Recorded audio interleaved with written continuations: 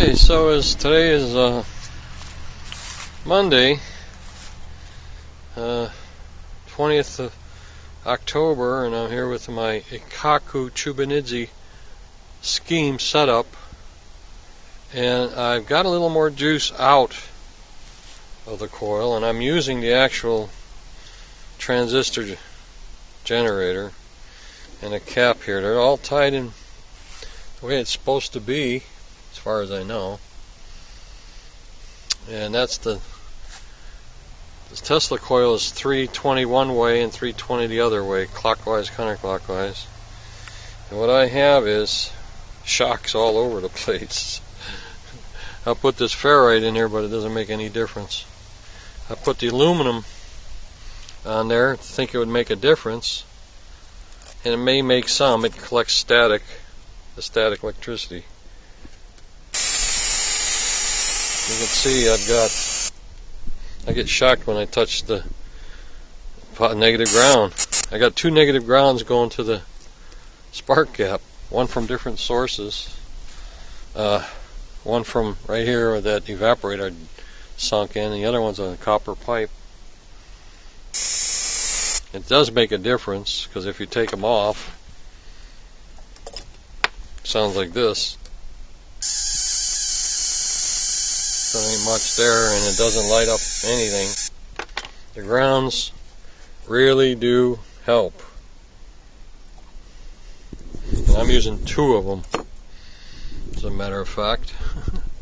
Two.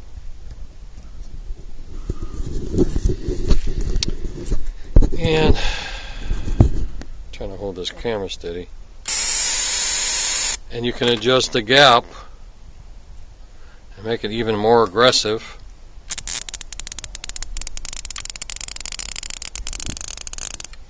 That's too far, though, see. Then I had it where a point where I could slide this around. You see how bright? I won't slide it around with this connect, because it'll jump you right on your buns. So it's almost in the middle. This is the middle winding right here. So if I put it in the middle here, now everything's centered. There should be, right now it's giving it magnetic resonance through the induction coil, all the way to two layers of bifilar, then a layer of 320 clockwise and 320 counterclockwise centered in the middle here. Coils, 3 coils, and this is what I get with a cap, big heavy duty motor cap, and more power coming out. And if I were to grab the lamp, I'm going to try it, here it goes. Ouch. I could feel pulses in my fingers right now. I feel stuff at the frequency that gap's going. When I let it go, see, it gets less, and that gets brighter.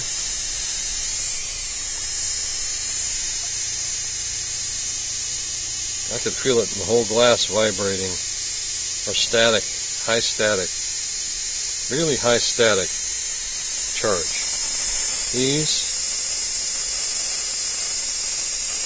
The bottom one shocks me, and the top one doesn't, so something to that. And then if I move the ferrite stick, it doesn't make any difference. So I can take it out. Makes no difference.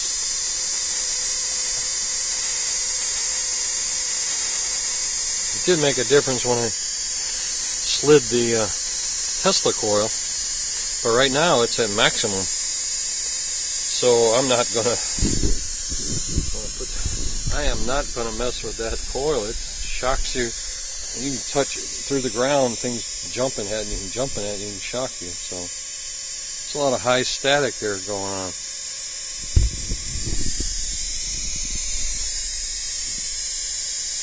But it will not work that good if I disconnect any of the grounds.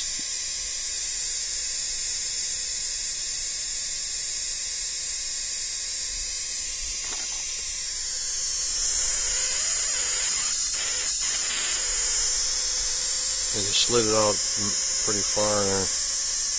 And if you move it in,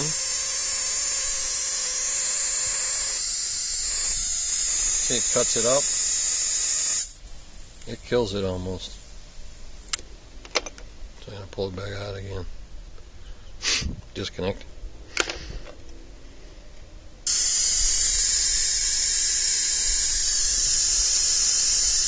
And that's what I have.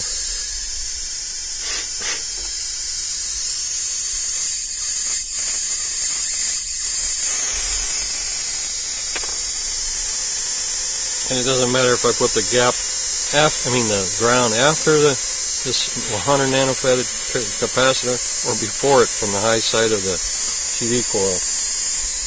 That's maximum. That's all I can get. I tried everything else. So that does it here for the day. It's getting in the evening towards 5 and 6 p.m. October 20th, 2015. I'm in the dust. I should be sneezing like crazy. This is all dust.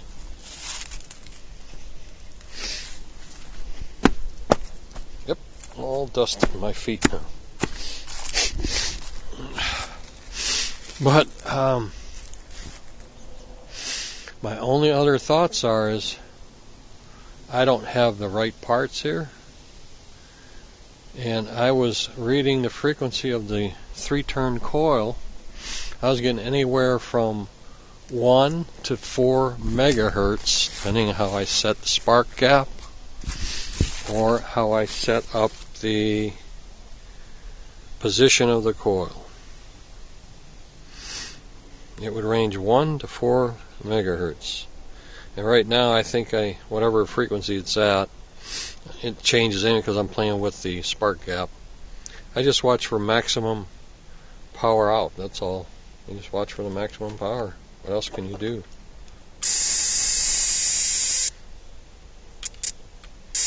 I notice the far out, the lower the frequency. The closer I go to the higher frequency, I don't get as much of a shock because it's at a higher frequency. It doesn't affect the body as much.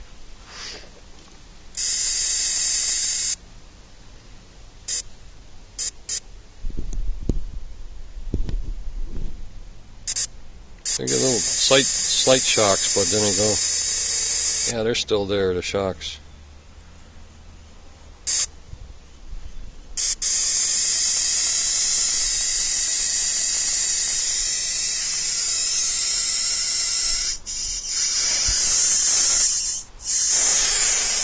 And that's maximum. And I could feel it vibrating under the static, the field. I can feel it in my fingertips.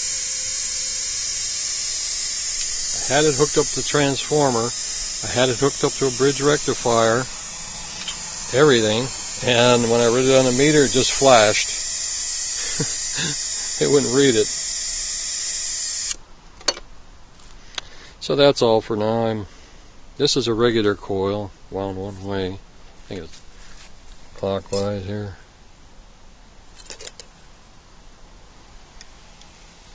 I don't know.